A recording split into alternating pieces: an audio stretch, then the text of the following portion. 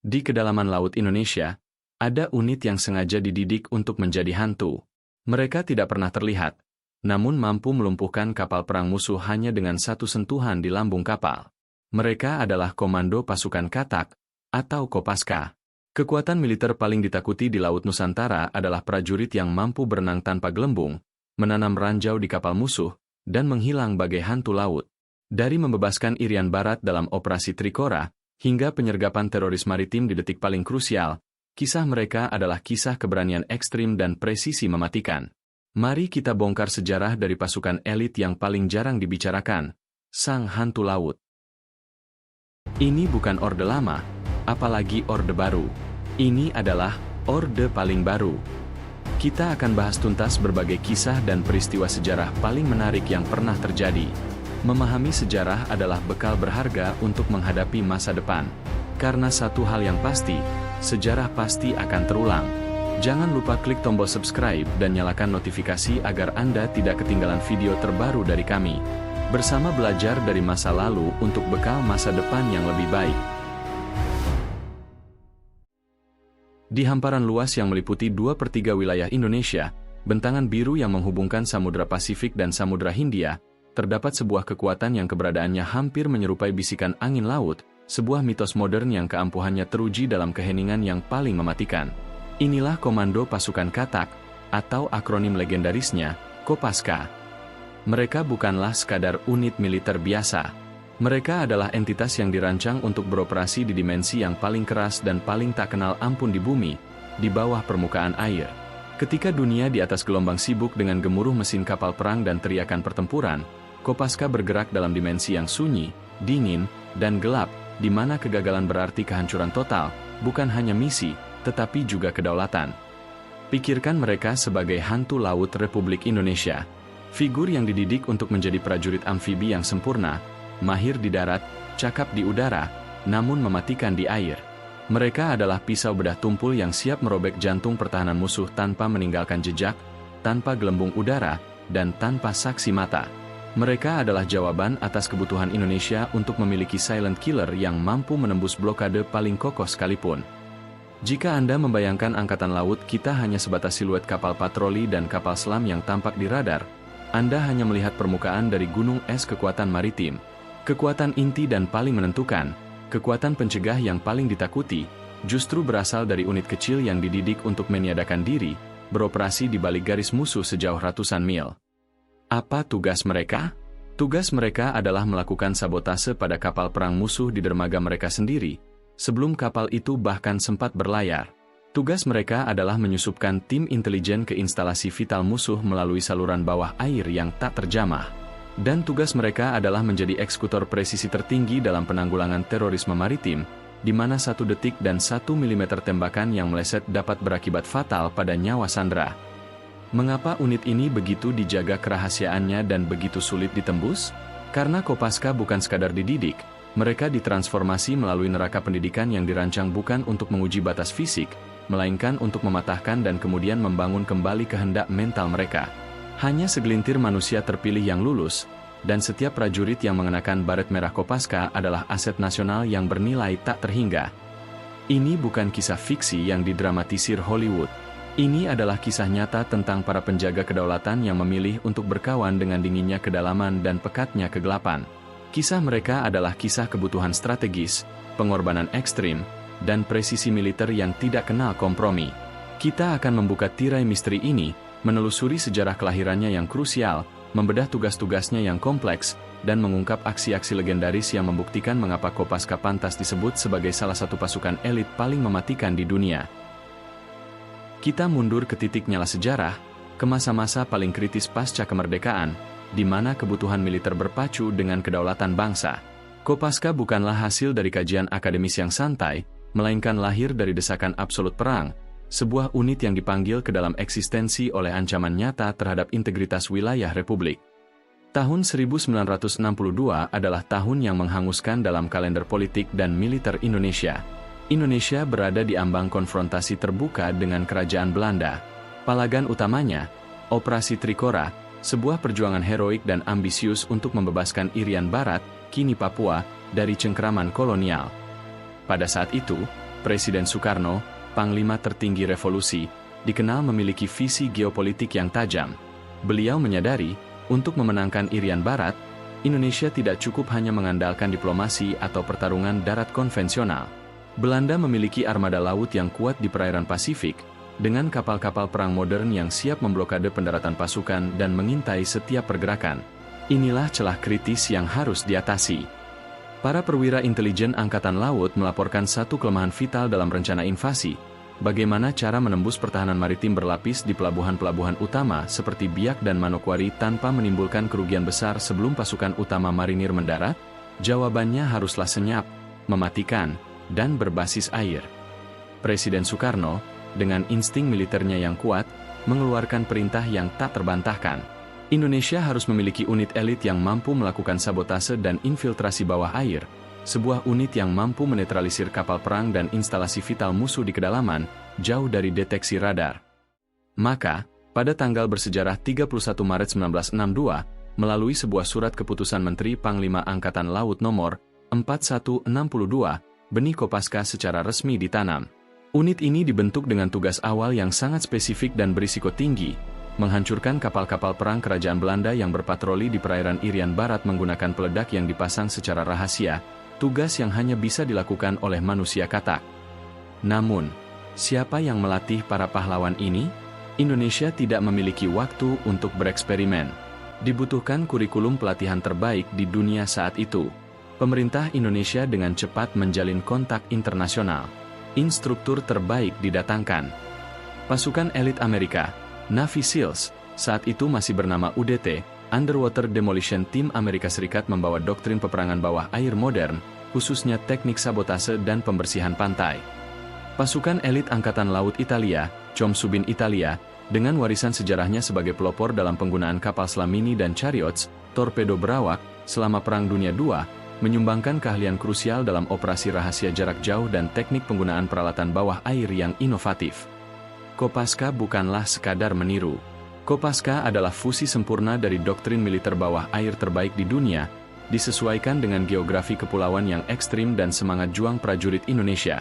Para prajurit perintis ini, yang awalnya direkrut dari sukarlawan terbaik Angkatan Laut, menjalani pelatihan awal yang brutal dan intensif, jauh dari sorotan publik, dipersiapkan untuk menjadi ujung tombak tak terlihat Operasi Trikora. Kelompok awal ini, dipimpin oleh perwira-perwira visioner, dipersenjatai bukan hanya dengan peledak, tetapi juga dengan semangat juang yang membara dan kesiapan untuk mati demi bangsa. Kelahiran Kopaska pada momen genting ini membuktikan bahwa kekuatan militer sejati adalah kemampuan untuk beradaptasi cepat terhadap ancaman, menciptakan solusi yang revolusioner, dan yang paling penting, memiliki prajurit yang bersedia membayar harga tertinggi di bawah air, di mana kegelapan abadi menjadi saksi bisu. Dari kebutuhan untuk membebaskan Irian Barat, lahirlah legenda komando pasukan katak yang akan menjaga Nusantara hingga hari ini. Setelah memahami asal-usul kelahirannya yang mendesak, kini saatnya kita membedah DNA operasional Kopaska. Komando pasukan katak bukanlah unit yang hanya memiliki satu keahlian, mereka adalah trisula mematikan di lautan. Keahlian mereka terbagi menjadi 3 domain utama yang, ketika digabungkan, menjadikan mereka unit elit yang paling serbaguna dan ditakuti dalam lingkungan maritim. Peran sentral, frogman atau manusia katak. Ini adalah tugas paling purba dan paling dikenal dari Kopaska, peran sebagai manusia katak sejati. Tugas ini menuntut keterampilan yang melampaui penyelaman rekreasi biasa. Seorang frogman Kopaska adalah seorang saboteur maritim ulung. Inti dari tugas ini adalah infiltrasi bawah air murni dan penghancuran, demolition. Prajurit Kopaska diterjunkan ke laut, seringkali di tengah malam tanpa cahaya bulan, dan berenang dalam jarak yang luar biasa jauh. Mereka menggunakan teknologi kunci, rebreathe air circuit tertutup. Alat ini sangat penting karena tidak menghasilkan gelembung udara ke permukaan, secara efektif menghilangkan jejak visual dan akustik. Dalam dimensi senyap ini, mereka bergerak laksana hantu. Pembersihan pantai, beach clearance sebelum pendaratan pasukan amfibi utama, seperti marinir, Kopaska harus terlebih dahulu membersihkan rintangan, ranjau, atau jebakan bawah air yang dipasang musuh. Sabotase kapal. Misi paling berisiko adalah berenang hingga ke pelabuhan musuh, menempelkan ranjau limpet magnetik pada lambung kapal perang musuh, termasuk kapal induk atau fregat. Penghitungan waktu dan peletakan harus sempurna untuk memastikan kapal tenggelam atau setidaknya lumpuh total. Destruksi instalasi, menghancurkan dermaga vital, anjungan minyak, jembatan, atau infrastruktur pantai lainnya untuk melumpuhkan logistik dan komando musuh. Dalam peran ini, Kopaska adalah senjata stealth paling efektif yang dimiliki TNI AL. Mereka adalah penentu awal peperangan, mampu melumpuhkan armada lawan sebelum pertarungan resmi dimulai. Peran pendukung, penetrasi dan SDV. Tugas kedua Kopaska berkaitan dengan operasi jarak jauh dan dukungan intelijen. Mereka bertindak sebagai spesialis infiltrasi dalam. Ketika target berada di luar jangkauan renang frogman biasa, Kopaska menggunakan kendaraan khusus untuk mengirimkan tim secara rahasia. Kendaraan yang paling sering diasosiasikan dengan Kopaska dalam misi ini adalah Swimmer Delivery Vehicle, SDV, sejenis kapal selam mini bertenaga baterai yang membawa 2 hingga 6 penyelam ke lokasi target. Penunjuk jalan, tim Kopaska menjadi pathfinders. Mereka masuk terlebih dahulu ke wilayah musuh, mengamankan zona pendaratan, dan memasang suar atau pemandu navigasi untuk helikopter atau kapal pendarat. Mereka adalah mata dan telinga yang memastikan keamanan operasi pendaratan utama. Intelijen khusus, melakukan pengintaian bawah air dan pantai secara rahasia, mengumpulkan data vital tentang kekuatan dan disposisi musuh tanpa pernah meninggalkan jejak digital maupun fisik. Evakuasi dan penjemputan, mereka juga bertugas menjemput agen atau personel penting di pantai yang dikuasai musuh, menggunakan kapal selam mini untuk melarikan diri dengan cepat dan senyap.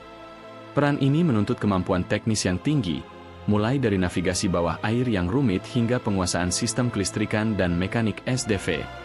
Peran puncak, penanggulangan terorisme maritim, Gultorla.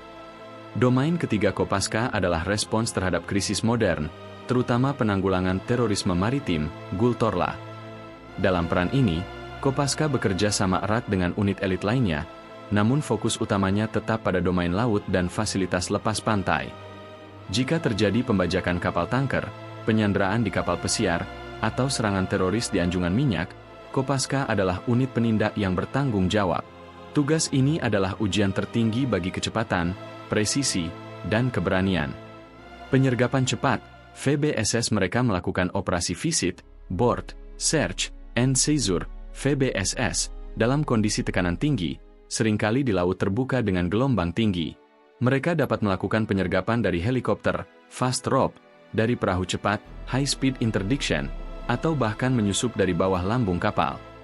Presisi tembak, di kapal yang sempit dan bergerak, dengan sandera dipertaruhkan, setiap tembakan harus terminal, 100% akurat dan efektif. Pelatihan menembak Kopaska adalah salah satu yang paling intensif di TNI, menekankan pada tembakan ganda, cepat, dan akurat di bawah tekanan ekstrim. 3 peran ini menjadikan Kopaska sebagai unit yang unik dan sangat bernilai. Mereka adalah frogman yang merusak, infiltrator yang memandu, dan rescuer yang membebaskan. Kombinasi tugas ini menunjukkan bahwa profil prajurit Kopaska adalah seorang prajurit serba bisa, cerdas, fisik superlatif, dan yang paling penting, memiliki kemauan baja untuk beroperasi di batas-batas paling berbahaya dari pertempuran maritim. Neraka pendidikan. Ini bukanlah sekadar kursus pelatihan, melainkan proses alkimia brutal yang mengubah sukarlawan berprestasi menjadi katak hitam yang tahan banting dan tak terpecahkan. Untuk menjadi anggota Kopaska, seorang prajurit TNI AL harus melalui seleksi yang dirancang bukan hanya untuk menguji batas fisik, tetapi secara sistematis untuk menghancurkan dan membangun kembali psikologi calon prajurit. Filosofinya sederhana dan kejam, hanya sedikit yang dibutuhkan, tetapi yang sedikit itu harus mematikan. Proses pendidikan ini memiliki durasi yang panjang, seringkali mencapai 10 bulan hingga 1 tahun, dan dibagi dalam fase-fase yang setiap tahapnya adalah eliminasi massal. Fase 1. Penjaringan awal dan screening, ujian akademik dan kesehatan. Awalnya, calon harus melewati saringan administrasi, psikologi, dan kesehatan yang sangat ketat. Kopaska mencari individu dengan kecerdasan di atas rata-rata, karena mereka harus menguasai navigasi, taktik, dan teknik sabotasi yang rumit, dan kondisi fisik prima. Namun, ujian yang paling esensial adalah tes mental. Mereka mencari kilatan tekad di mata, bukan sekadar otot. Banyak yang gugur di sini, bukan karena fisik, tetapi karena keraguan mental. Fase 2. Adaptasi dan fisik, mempertaruhkan kaki dan paru-paru. Setelah lolos screening, calon memasuki pelatihan fisik intensif. Mereka dipaksa melampaui batas kelelahan yang dianggap wajar.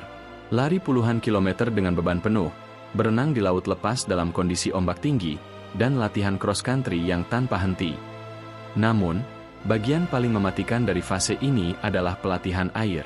Calon dilatih untuk merasa nyaman dalam ketidaknyamanan air. Mereka harus mampu mengatasi serangan panik ketika dihadapkan pada situasi di luar kendali, seperti berenang terikat, tangan dan kaki diikat, dilemparkan ke kolam atau laut, dan dituntut untuk bertahan. Latihan ini mengajarkan satu hal, kepanikan adalah musuh utama prajurit air. Jika Anda panik, Anda mati. Fase 3, Minggu Neraka, Hell Week. Inilah bagian paling legendaris, paling ditakuti, dan paling menentukan, Minggu Neraka. Selama 5 hingga 6 hari berturut-turut, calon Kopaska harus beroperasi tanpa tidur atau dengan tidur yang sangat minim, di bawah tekanan fisik dan mental yang tiada henti. Instruktur, yang dikenal sebagai Dewa Neraka, akan memastikan tidak ada satu detik pun bagi calon untuk beristirahat. Mereka dipaksa berendam berjam-jam di air dingin pada malam hari, dikenal sebagai mandi air laut, untuk mendorong hipotermia, membawa lok kayu atau perahu karet yang berat, dan terus-menerus dibentak, dicerca, dan dipermalukan. Tujuan Hell Week bukanlah untuk membuat mereka menjadi Superman, melainkan untuk mencapai titik di mana otak dan tubuh menyerah, dan satu-satunya yang tersisa adalah kehendak murni. Instruktur mengamati siapa yang akan menarik pin, siapa yang akan mengatakan, "Saya berhenti." Hanya mereka yang berhasil melampaui batas rasionalitas, yang menemukan kekuatan baru di ambang kehancuran, yang diizinkan untuk melangkah maju. Persentase yang gugur di fase ini bisa mencapai lebih dari 80% dari total awal. Fase 4, Infiltrasi dan Taktik Khusus. Bagi yang selamat dari neraka, mereka memasuki fase yang lebih teknis. Mereka diajarkan ilmu-ilmu yang membedakan mereka dari unit lain. Navigasi bawah air, menggunakan kompas dan peralatan khusus untuk bergerak di kedalaman tanpa visual. Peledakan dan sabotase, teknik merakit dan menempatkan ranjau limpet, dan menghitung titik kritis kapal. Serangan senyap dan VBSS, teknik penyergapan kapal dari laut, penguasaan tembak presisi di lingkungan sempit, dan teknik fast drop dari helikopter. Di fase ini, prajurit juga menjalani jungle sea survival yang ekstrim, di mana mereka harus bertahan hidup di hutan dan lautan selama berminggu-minggu, dididik untuk makan apapun yang tersedia dan melarikan diri dari kejaran musuh imajiner, mengasah naluri bertahan hidup yang paling primitif. Pendidikan Kopaska adalah sebuah manifesto.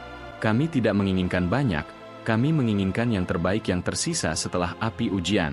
Setiap prajurit yang akhirnya meraih baret merah dengan lambang katak bersayap tidak hanya lulus ujian, mereka telah membuktikan bahwa rasa sakit adalah sekutu, dan kegagalan adalah aib yang tak termaafkan.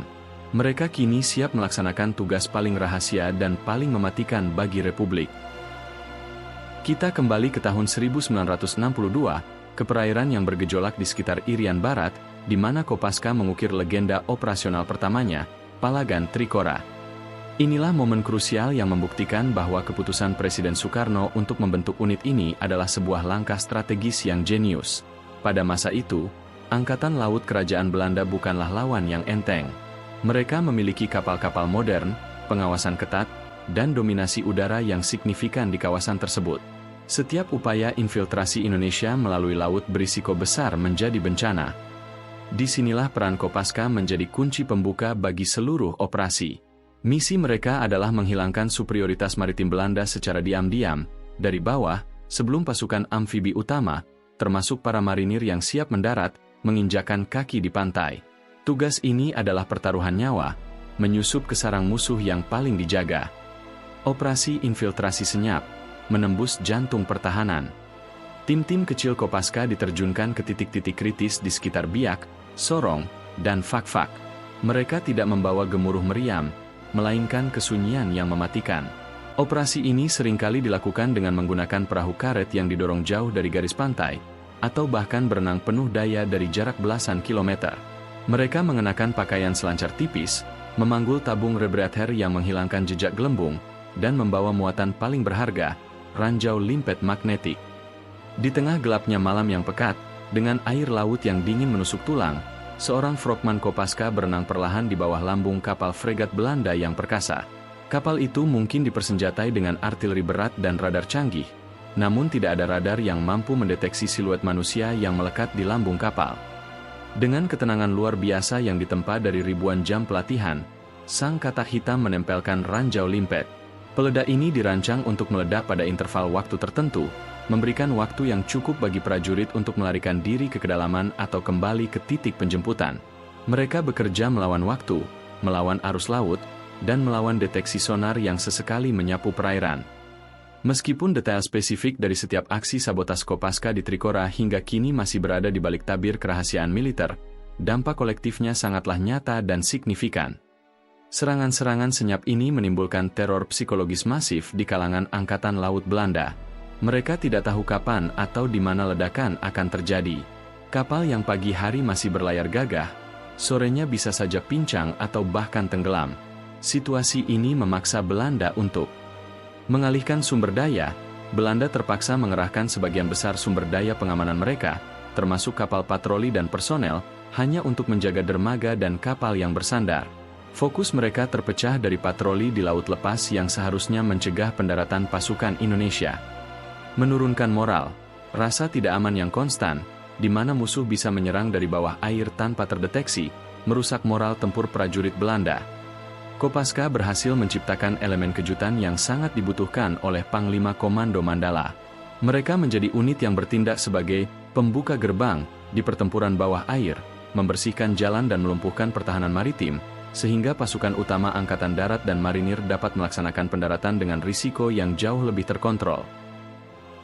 Jika peran Kopaska di Trikora adalah tentang menghancurkan secara senyap pertahanan musuh di masa perang konvensional, maka di masa modern, legenda mereka diukir dalam Operasi Gultorla, penanggulangan terorisme maritim. Bab ini membahas skenario yang jauh lebih kompleks dan bertekanan tinggi, pembebasan sandera. Dalam konteks maritim, pembajakan atau penyanderaan di kapal adalah situasi krisis yang melibatkan banyak variabel mematikan, cuaca laut yang tidak menentu, ruang terbatas di kapal yang bergerak, dan yang terpenting, nyawa manusia tak bersalah yang bergantung pada presisi detik per detik. Evolusi menjadi Maritime Counter-Terror Specialist. Seiring berubahnya ancaman, Kopaska pun berevolusi. Mereka tidak lagi hanya dipandang sebagai frogman, manusia katak, yang menempelkan ranjau, tetapi sebagai spesialis kontrateror maritim yang sangat terlatih. Mereka berhadapan dengan perompak bersenjata lengkap atau teroris yang menjadikan kapal tanker besar, kapal pesiar, atau anjungan minyak sebagai benteng bergerak. Operasi pembebasan sandera adalah ujian tertinggi bagi kecepatan, koordinasi, dan yang paling krusial, akurasi tanpa toleransi kesalahan. Setiap misi diawali dengan fase pengintaian senyap. Kopaska mungkin akan menggunakan perahu cepat yang bermanuver rendah atau menyusup dari bawah air untuk mendekati kapal target tanpa terdeteksi oleh perompak yang mengawasi dari anjungan.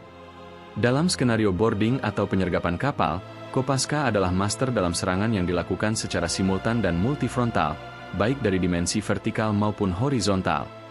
Serangan vertikal, dari udara tim penyerbu diterjunkan dari helikopter TNI AL atau Angkatan Udara menggunakan teknik fast drop, meluncur cepat melalui tali dari ketinggian ke dek kapal yang bergerak. Teknik ini meminimalkan waktu tempuh dan memaksimalkan elemen kejutan. Begitu kaki menyentuh dek, mereka harus segera mengamankan area terbuka dan mencari akses ke interior kapal. Serangan horizontal ke bawah air, dari laut bersamaan dengan serangan udara, tim Kopaska lainnya bisa saja menyusup dari permukaan laut menggunakan perahu karet yang sunyi, atau bahkan dari bawah air, memanjat lambung kapal menggunakan tangga khusus untuk menciptakan titik penetrasi ganda. Serangan dari bawah lambung ini bertujuan untuk mengamankan ruang mesin atau area yang tidak dijaga, memastikan tidak ada perompak yang bisa melarikan diri atau mengambil kendali kapal lebih lanjut. Momen penentuan adalah ketika tim serbu Kopaska harus memasuki ruang sempit di interior kapal, di mana perompak sering menggunakan sandera sebagai perisai hidup. Di sini, Kopaska tidak hanya mengandalkan keberanian, tetapi juga pada pelatihan Close Quarters Battle, CQB, yang brutal. Tembakan terminal. Dalam pertempuran jarak dekat yang melibatkan sandera, Kopaska dilatih untuk melakukan tembakan presisi tinggi yang mengeliminasi ancaman secara instan, seringkali hanya dengan 1 atau 2 tembakan yang ditujukan ke kepala atau pusat massa. Mereka harus memastikan target jatuh dan tidak sempat membalas atau melukai sandera. Pengamanan sandera. Secepat mereka menetralkan ancaman, mereka harus segera mengamankan sandera, mengevakuasi mereka dari zona bahaya, dan memberikan pertolongan pertama jika diperlukan. Banyak operasi pembebasan sandera yang dilakukan Kopaska, terutama terkait pembajakan di jalur pelayaran internasional, seperti kasus kapal-kapal Indonesia di Laut Sulu, hanya diketahui publik melalui pemberitaan singkat mengenai hasil akhirnya, bahwa sandera selamat dan perompak dilumpuhkan. Kerahasiaan ini adalah kunci, karena detail taktis operasional mereka harus tetap menjadi rahasia militer untuk mempertahankan efektivitas dan elemen kejutan di masa depan. Kopaska membuktikan bahwa di tengah badai krisis dan ancaman terorisme, mereka adalah garis pertahanan terakhir yang menjamin bahwa hukum dan kedaulatan Indonesia tetap ditegakkan di lautan. Kecepatan fast drop yang vertikal berpadu dengan keheningan infiltrasi bawah air yang horizontal, menghasilkan penyergapan yang tidak tertandingi. Dan itulah dia, perjalanan mendalam kita menyingkap tirai misteri di balik komando pasukan Katak, unit elit TNI Angkatan Laut yang membuktikan bahwa kekuatan paling mematikan seringkali adalah kekuatan yang paling senyap dan paling tidak terlihat. Kita telah melihat bagaimana mereka lahir dari desakan operasi Trikora, menembus neraka pendidikan yang menghancurkan mental, hingga aksi-aksi presisi mereka dalam sabotase dan pembebasan sandera di tengah lautan yang bergejolak. Kopaska adalah simbol komitmen Indonesia terhadap kedaulatan maritim, prajurit yang memilih untuk menjadi hantu di bawah air. Menurut Anda, di antara 3 misi utama Kopaska, sabotase, infiltrasi, atau penanggulangan teror, misi manakah yang paling menantang dan paling vital bagi pertahanan Indonesia saat ini? Tuliskan pandangan Anda di kolom komentar di bawah. Jika Anda menyukai kisah Kopaska yang beroperasi di laut dan udara, pastikan Anda juga sudah menonton ulasan lengkap kami mengenai saudara seperjuangan mereka di darat, Komando Pasukan Khusus atau Kopassus. Kami sudah membahas tuntas sejarah pembentukan Baret Merah, menyingkap mitos dan fakta di balik pendidikan keras mereka, serta mengulas operasi-operasi tempur legendaris yang menjadikan Kopassus salah satu unit infanteri elit paling disegani di Asia. Jika Anda merasa informasi ini berharga dan membuka wawasan, mohon luangkan waktu sebentar. Tekan tombol like pada video ini sebagai dukungan Anda terhadap konten edukasi militer.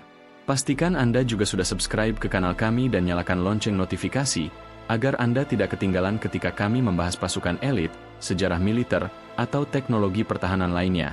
Terakhir, bagikan video ini kepada rekan, keluarga, atau siapapun yang Anda rasa perlu tahu bahwa kedaulatan Indonesia dijaga oleh para profesional tangguh yang berani beroperasi di batas-batas kemampuan manusia. Terima kasih telah menonton, dan sampai jumpa di ulasan mendalam kami selanjutnya.